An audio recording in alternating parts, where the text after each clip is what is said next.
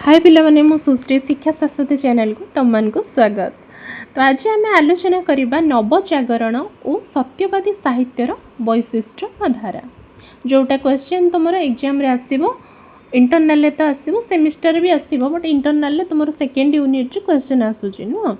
तो आम गोटे वीडियो रे टोटल नवजागरण आ तापरे सत्यवादी साहित्यर सृष्टि सत्यवादी साहित्यर धारा कौन थिला तार पृष्ठभूमि कौन थिला सत्यवादी साहित्य सृष्टिर मूल रहस्य कौन थिला सत्यवादी साहित्य रो धारा नवजागरण ऊपर कौन तार काय विस्तार करथिला कौन नाही सब डिटेल्स पढ़िबा। एटा को तुम लॉन्ग क्वेश्चन ले लिखि पारिबो। बाकी जो मैंने चैनल ले नुआ अच्छा नियत रूप चैनल को सब्सक्राइब कर दबो कहीं बहुत सारा शॉर्ट क्वेश्चन लॉन्ग क्वेश्चन आमे अपलोड करूछु। ठीक अच्छे तो आम संपूर्ण वीडियो रे पूरा क्लीयर हवा किसी भी डाउट रहबनी फास्ट रु एंड जाए देखिबो बस किसी भी डाउट रहबनी पूरा कंफ्यूजन क्लीयर हो जिवो को पूरे ना नवजागरण और से समय साहित्य सत्यवादी साहित्यर धारा का वैशिष्ट्य ऊपर संपूर्ण डाउट क्लीयर करवा। ठीक अच्छे देख तो नवजागरण और सत्यवादी साहित्य धारार वैशिष्ट्य विषय विस्तृत आलोचना कर। प्रथम लॉन्ग क्वेश्चन कौन रहिबो इंट्रोडक्शन बुझी होजे ओडिया साहित्यर आधुनिक जुगरे नवजागरण एक गुरुत्वपूर्ण घटना। नवजागरण प्रभाव रे ओडिया समाज और साहित्य रे नूतन चिंताधारा नूतन चेतना और नूतन दृष्टिभंगीर आविर्भाव होइतिला। एहा ओडिया जातिर मनरे मातृभाषा प्रति जातीयताबोध सामाजिक सचेतनता और आधुनिक चिंताधारा सृष्टि करथिला। एही नवजागरणर परवर्ती प्रभाव रे सत्यवादी साहित्य धारार विकास घटिथिला। नवजागरण कौन ना नवजागरण पूर्वर जहाँ भी सब साहित्य सृष्टि होइतिला से पंचसखा जुगर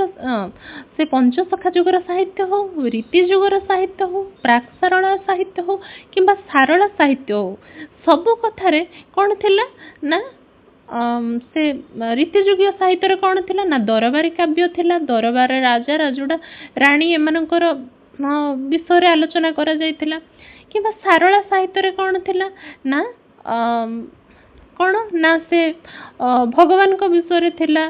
सारला जुगर सारला महाभारत रे थिला जहाँ जहाँ सबू अर्जुन भीम नकुल सहदेव कृष्ण एमानक विषय कथबार्ता जहाँ थिला। पंचसखा जुगर सेमती जगन्नाथ बलराम दास एमान सब लिखिले जगन्नाथन विषय रे भगवान को विषय पिंड ब्रह्मांड तत्व विषय रे किंतु समस्त परे समाज से कौन चली से पंचसखा जुग समय समाज अवस्था कौन थिला किंबा सारला साहित्य समय समाज अवस्था कौन थिला समाज लोक माने को दुख रे थिले को अभाव रे थिले को कष्ट रे थिले को समय रे से माने केमितिका जीवन यापन करथिले ए सब विषय रे कोठी आलोचना करा जाय नथिला। किछिटा गोटे गोटे थिला किंतु सेमिति सत्यता को कौन करे बही लेखा जाय नथिला। जहाँ जहाँ घटुची जहाँ तत्कालीन समाज रे सेमिति निछक प्रतिछवि नथिला किछिटा थिला मोटे नथिला से यानो किछिटा थिला किंतु निछक प्रतिबिंब पूरा घटुथिबा सत्य घटना एमिति नथिला बुझी होची। तो जिते नवजागरण है कौन है ना लोक माने भीतर जागरण सृष्टि है जो कवि जो लेखक से माने कौन कले ना से बही लेखिले से साहित्य रे कविता लिखंतु गल्प लिखंतु नाटक लिखंतु उपन्यास लिखंतु प्रबंध लिखंतु जहाँ भी लिखिले समाज रे दैनंदिन जीवन रे घटुथिबा अभाव अनटन सुविधा असुविधा भल खराब एई सब को नहीं कि साहित्य रचना कले। तांको साहित्यर कौन से कल्पना रहिला नाही। पूर्व साहित्य कल्पना बेलसी थिला संपूर्ण कल्पना को देखिकी लेखा जाउतिला किंतु वर्तमान नवजुगर साहित्य समाज प्रतिछवि को नहीं साहित्य रचना करागला एथिरे कल्पनार स्थान रहिला नहीं। तो नवजुगर साहित्य रे सेमती सत्यवादी साहित्य जो सृष्टि हैला तार कौन उद्देश्य थिला समाज को नहीं कि तार कौन उद्देश्य थिला आमे से विषय पढ़िया बुझी होची। क्लियर हैला इंट्रोडक्शन। तो नवजागरण पृष्ठभूमि ओडिशार इंग्रेज शिक्षा प्रसार छापाखानार विकास पाश्चात्य शिक्षा और चिंताधारार प्रभाव एवं नूतन शिक्षित समाज आविर्भाव नवजागरण प्रमुख कारण थिला।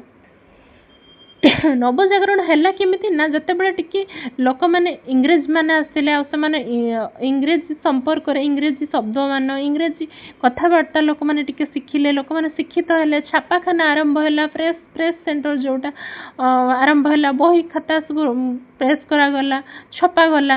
ତ ସେତେବେଳେ ଆସ୍ତେ ଆସ୍ତେ ଲୋକମାନେ ଟିକେ ଶିଖିଲେ, ବୁଝିଲେ, ଜାଣିଲେ। ତ ତାପରେ ନବଜାଗରଣର ଆସ୍ତେ ଆସ୍ତେ ଆସ୍ତେ ଆସ୍ତେ ଷ୍ଟାର୍ଟ ହେଲା, ନବଯୁଗର ଅଭ୍ୟୁଦୟ ଆରମ୍ଭ ହେଲା। ଲୋକମାନେ ଅନ୍ଧବିଶ୍ୱାସରୁ ଟିକେ ଟିକେ ହଟିଲେ, କେଉଁଟା ଅନ୍ଧବିଶ୍ୱାସ କେଉଁଟା ଭଲ ମନ୍ଦ କିଛିଟା ଜାଣିଲେ ନୁହଁ। ନୂତନ ଶିକ୍ଷାର ପ୍ରଭାବ ନବଜାଗରଣରେ, ନୂତନ ଶିକ୍ଷା ଓଡ଼ିଆ ଲୋକଙ୍କ ଚିନ୍ତାଧାରାରେ ବହୁ ପରିବର୍ତ୍ତନ ଆଣିଥିଲା।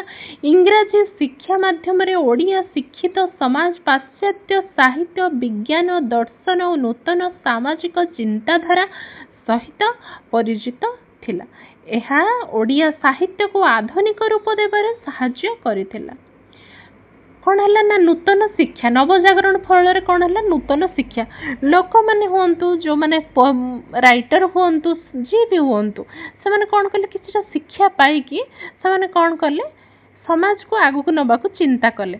ସେମାନଙ୍କ ମନରେ ସାହିତ୍ୟ ସୃଷ୍ଟି ହେଲା, ସେମାନଙ୍କ ମନରେ ଜ୍ଞାନ, ବିଜ୍ଞାନ, ଦର୍ଶନ ସବୁ ବିଷୟରେ ଟିକେ ଟିକେ ସେମାନଙ୍କ ବିଷୟରେ ଜ୍ଞାନ ଆସିଲା। ମାତୃଭାଷା ପ୍ରୀତି, ନବଜାଗରଣ ଏକ ପ୍ରମୁଖ ବୈଶିଷ୍ଟ୍ୟ ହେଉଛି ମାତୃଭାଷା ପ୍ରୀତି। ମାତୃଭାଷା ପ୍ରୀତି ତ ଗଭୀର ଶ୍ରଦ୍ଧା ଓ ଭଲ ପାଇବା, ମାତୃଭାଷା ପ୍ରତି ଗଭୀର ଶ୍ରଦ୍ଧା ଓ ଭଲ ପାଇବା ଓଡ଼ିଆ ସାହିତ୍ୟର ସ୍ୱତନ୍ତ୍ର ରକ୍ଷା ପାଇଁ ଓଡ଼ିଆମାନଙ୍କ ମନରେ ଏକତା ଓ ସଚେତନତା ସୃଷ୍ଟି ହୋଇଥିଲା। ଏହି ଭାଷା ପ୍ରେମ ଆଧୁନିକ ଓଡ଼ିଆ ସାହିତ୍ୟର ବିକାଶରେ ବିଶେଷ ଭୂମିକା ନେଇଥିଲା।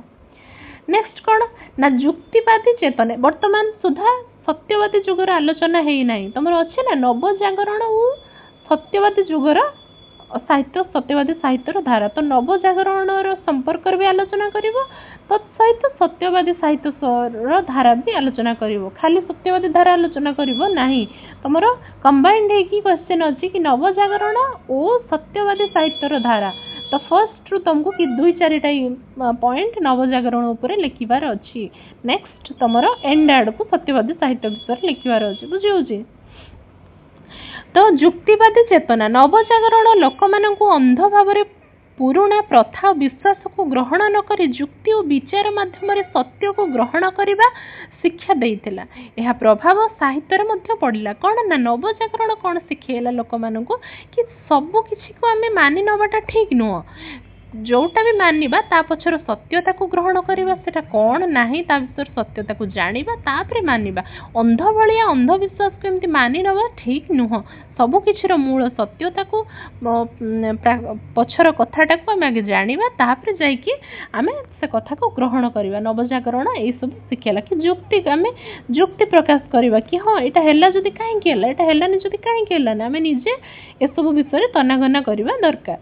ତ ସାମାଜିକ ସଂସ୍କାର, ନବଜାଗରଣ ପ୍ରଭାବରେ ସମାଜରେ ପ୍ରଚଳିତ ଅନ୍ଧବିଶ୍ୱାସ, କୁସଂସ୍କାର, ଜାତିଭେଦ ଓ ବିଭିନ୍ନ ସାମାଜିକ ଅସଙ୍ଗତି ବିରୋଧରେ ସଚେତନ ଦେଖାଦେଇଥିଲା। ନାରୀ ଶିକ୍ଷା ଓ ସମାଜର ଦୁର୍ବଳ ଶ୍ରେଣୀର ଉନ୍ନତି ପ୍ରତି ମଧ୍ୟ ଗୁରୁତ୍ୱ ଦିଆଯାଇଥିଲା। ନବଜାଗରଣ ପରେ ପରେ କ'ଣ ହେଲା ନା ନାରୀ ଶିକ୍ଷା ଉପରେ ବି ଟିକେ ଧ୍ୟାନ ଦିଆଯାଇଥିଲା। କୁସଂସ୍କାର ବିରୁଦ୍ଧରେ ବି ସ୍ୱର ଉତ୍ତୋଳନ କରାଯାଇଥିଲା। ଜାତୀୟତା ବୋଧର ଜାଗରଣ, ନବଜାଗରଣ ଓଡ଼ିଆ ଜାତିର ମନରେ ଜାତୀୟତା ବୋଧ ସୃଷ୍ଟି କରିଥିଲା। ଓଡ଼ିଶାର ଇତିହାସ, ଐତିହ୍ୟ, ସଂସ୍କୃତି ଓ ଗୌରବମୟ ଅତୀତ ପ୍ରତି ଲୋକମାନଙ୍କ ମନରେ ଗର୍ବ ଓ ସମ୍ମାନ ବଢ଼ିଥିଲା।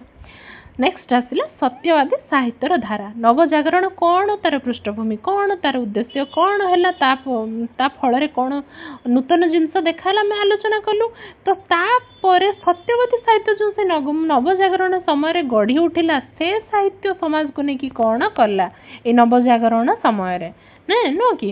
ତ ଆମେ ତାକୁ ଆରମ୍ଭ କରିବା। କ'ଣ ନା ସତ୍ୟବାଦୀ ସାହିତ୍ୟ ଧାରା। ଦେଖ ନବଜାଗରଣ ପରବର୍ତ୍ତୀ ଓଡ଼ିଆ ସାହିତ୍ୟରେ ସତ୍ୟବାଦୀ ସାହିତ୍ୟ ଧାରାର ଏକ ବିଶେଷ ସ୍ଥାନ ରହିଛି। ଗୋପବନ୍ଧୁ ଦାସଙ୍କ ନେତୃତ୍ୱରେ ଏହି ଧାରା ଓଡ଼ିଆ ସାହିତ୍ୟରେ ଜାତୀୟତାବୋଧ, ମାନବତା, ଦେଶ ସେବା, ଚରିତ୍ର ଗଠନ ଆଦର୍ଶକୁ ପ୍ରତିଷ୍ଠିତ କରିଥିଲା। ଓଡ଼ିଆ ସାହିତ୍ୟରେ ସତ୍ୟବାଦୀ ଯୁଗର ଆରମ୍ଭ 1909 ମସିହାରେ सत्यवादी वन विद्यालय प्रतिष्ठा सहित होइथिला। सत्यवादी साहित्य केबे आरंभ होइथिला नै शॉर्ट क्वेश्चन आसीबो। हम शॉर्ट क्वेश्चन आलोचना करबा बट लॉन्ग भीतर भी शॉर्ट क्वेश्चन अछि तुम ताकू टिके देखुथिबो। तो 1909 मसिया रे सत्यवादी वन विद्यालय प्रतिष्ठा सहित होइथिला कोन सत्यवादी साहित्यर अभ्युदय। गोपबंधु दास को नेतृत्व रे एही जुगर साहित्यिक माने देश प्रेम जातीयताबोध मानव सेवा त्याग और चरित्र गठन आदर्श को साहित्यर प्रकाश करथिले। तो सत्यवादी जुगर अन्य साधक माने किए थिले? गोपबंधु दास तो थिले मुख्य, आउ अन्य माने किए सब थिले तांको विषय भी टिके जानिबा न। तो किए थिले ना सत्यवादी जुगर मुख्य साधक मानक मध्य रे गोपबंधु दास, नीलकंठ दास, गोदावरी महापात्र, कृपा सिंधु मिश्र, हरिहर महापात्र प्रमुख थिले। सेमाने सत्यवादी वन विद्यालय और यार आदर्श सहित जड़ित रही ओडिया जातीय जीवन और साहित्य को प्रभावित कले। तो सेमानक साहित्य रे देश प्रेम जातीयता मानविकता त्याग सेवा ओडिशार जातिर गौरवबोध प्रमुख प्रभाव देखा देइथिला। हमर क्वेश्चन अछि ना सत्यवादी साहित्यर धारा कोन थिला माने तार उद्देश्य कोन थिला, से साहित्य रचना करिवार कोन उद्देश्य थिला, ता उद्देश्य कोन थिला बेले माने इठी शॉर्ट रे मु कहि सारिलेनी बाकी पॉइंट देकी भी कहिबी। तार उद्देश्य थिला कोन देश प्रेम जातीयता मानविकता त्याग सेवा ओडिया जातिर गर्व गौरव को बजाय रखिबा बुझी होची। तो फर्स्ट पॉइंट देखो जातीय चेतना, सत्यवादी साहित्य धारार फर्स्ट पॉइंट होची जातीय चेतना होची फर्स्ट। सत्यवादी साहित्यर प्रमुख वैशिष्ट्य होची जातीय चेतना। एही साहित्य माध्यम रे देश और जाति प्रति भल पाइबा देशर स्वाधीनता पाई त्याग एवं देश सेवा मनोभाव सृष्टि करा जाइथिला। तुम जानिछ सत्यवादी साहित्य रे गोपबंधु दास होंता आ अन्य माने होंतो बहुत सारा देश प्रेम मूलक लेखा लिखिचंती। से बंदिर आत्मकथा हो कि कारा कविता हो कि जहाँ भी हो एमती बहुत सारा जिनस जोटा देश को नै कि देश पई लेखा जाइछि जानिथिबो। तो नेक्स्ट मानववाद। सत्यवादी साहित्य रे मानविकता को विशेष गुरुत्व दिया जाइथिला। धनी गरीब जाति धर्म आदिर भेदभाव भूली समस्त मनुष्य प्रति प्रेम सहानुभूति और सेवा भाव रखिबा पाई एही साहित्य प्रेरणा देइथिला। कौन ना सबु परे भी आमे कौन करी आमे जेतु मानव आमे जेतु मनुष्य जन्म पाइछु आमे अन्य मानकर दुख दुर्दशा भल मंद मानविकता रखिकी बुझिबा दरकार। कहीं ना आमे मानव आमे बुझिबा भी मानवर कथा मानविकता रखिबा दरकार। तेणु से मानववाद उपरे विश्वास करुतिले। नेक्स्ट पॉइंट कौन अछि ना देश सेवा त्याग। सत्यवादी साहित्य रे देश सेवा को महान कर्तव्य भावे ग्रहण करा जायथिला। देश और जातिर कल्याण पाई व्यक्तिगत सुख स्वार्थ और आराम को त्याग करिवार आदर्श एही साहित्य रे प्रकाश पाइथिला। कौन ना आम को नहीं मो जीवन पछे नरक पड़ी था जगत उद्धार हेउ। तो सत्यवादी साहित्य सही धारा रे चली कौन ना आमे जनकर खुशी देखिबा नहीं माने आमे मो निज खुशी देखिबा नहीं आमे समूह खुशी देखिबा जोठी समस्त खुशी हे पारुथिबे न स्वार्थ को देखिबा नहीं। तो चरित्र गठन सत्यवादी साहित्य गोटे प्रमुख जिनस कौन जानिछ चरित्र गठन। प्रत्येक पिला माने देखिबो समाज जहाँ भी किछि खराब होउची जहाँ भी किछि भलो होउची सबुर पछरे होउची चरित्र। मु जदि भल काम करूची सेटा मो संस्कार मोर चरित्र सेही परि मु सेति पई भल करूची। मु जदि किछि खराब काम करूची ताले सेटा मोर संस्कार सेटा मोर चरित्र सेति पई मु सेटा करूची। तो सबु जिनस मूल दुआ परिवार गठन होता है पिता माता संस्कार गठन होता है। तेणु चरित्र गठन उपरे मुख्य माने कौन मुख्य गुरुत्वपूर्ण भूमिका दियागला सत्यवादी साहित्य। कौन ना सत्यवादी साहित्यर अन्यतम उद्देश्य थिला युव समाज चरित्र गठन। सत्य नीति श्रृंखला साहस त्याग देश प्रेम भली महत्वपूर्ण गुण मनुष्य मध्य विकसित करने को यही साहित्य गुरुत्व देइथिला।